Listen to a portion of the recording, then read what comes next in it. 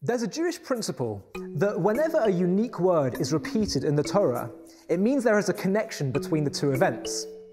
One of the most interesting places in the Bible where this principle occurs is in the story of the splitting of the sea.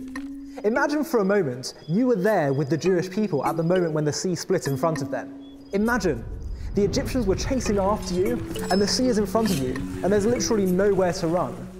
And at the moment where all seems lost, the sea suddenly splits before your eyes. What kind of reaction do you think you'd have? I mean, you'd probably just be like, wow. After all, this is considered to be one of the greatest miracles recorded in the Bible. But have you ever actually asked yourself, what is it that constitutes a miracle? What makes something miraculous for us? For us, something miraculous, something incredible, is when nature does something very unusual, when physical nature doesn't follow its nature. That is a miracle in our eyes. Now, hold that thought for a moment and have a look at this. It says something very interesting about the splitting of the sea in Psalms, something which we recite in the Hallel prayer.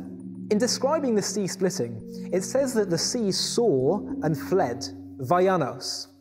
Now that's a rather peculiar way of describing the event. What does it mean that the sea fled? Well, you know, there actually happens to be one other place in the entire Bible where this word fled, vayanos, appears. It's in the story of Joseph. When Joseph was sent down to Egypt by his brothers, he became a slave for the aristocrat Potiphar. And Potiphar's wife tried to seduce him. Now, one thing you need to know about Joseph is that he was a very, very good-looking guy. The Torah commentaries say he was actually so good-looking that women would throw their jewelry at him just so he would look at them. I mean, personally, I actually can kind of relate to this a little bit, but that's not the point. So one day, the house was empty, and Potiphar's wife was putting immense pressure on Joseph to have an affair with her. The temptation to give in was reaching a boiling point, and the verse says, she caught him by his garment, saying, "Lie with me," and she gets right to the point. And he left his garment in her hand and fled, vayanos, and went outside. Again, we have this word, vayanos. Joseph fled. So why is the splitting sea described as fleeing the same way Joseph is described as fleeing? What's the connection? Well, we explained before that in our eyes a miracle occurs when physical nature doesn't follow its nature. But have you ever considered what makes something miraculous in the eyes of God? What makes something miraculous in the eyes of heaven? What makes God say, wow, that is awesome? The manipulation of nature is not really impressive for God. That's easy business for him.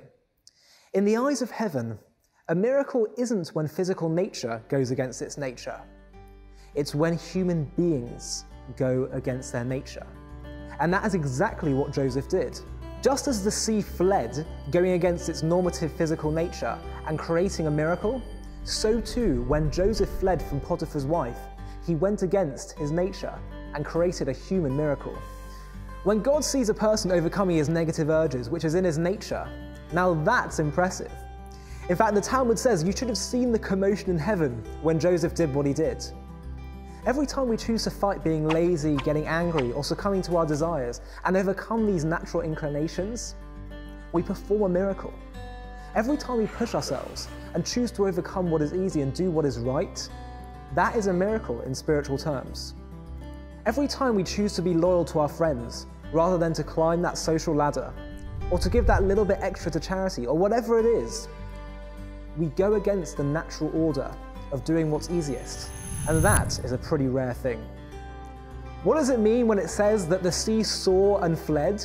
What did it see? The Talmud says that the sea metaphorically saw the coffin of Joseph being held as they were all standing at the sea. And the sea, so to speak, remembered how Joseph fled from Potiphar's wife. And in the merit of one of the greatest human miracles performed by Joseph, God responded by performing one of the most supernatural miracles ever, splitting the sea.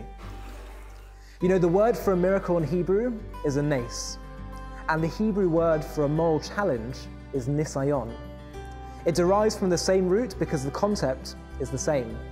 A miracle is about embracing a challenge and going against our nature. The Talmud asks, who is strong? The answer is powerful. he who overcomes his desires. The real test of strength and character isn't found in the gym, it's found in the arena of human choices.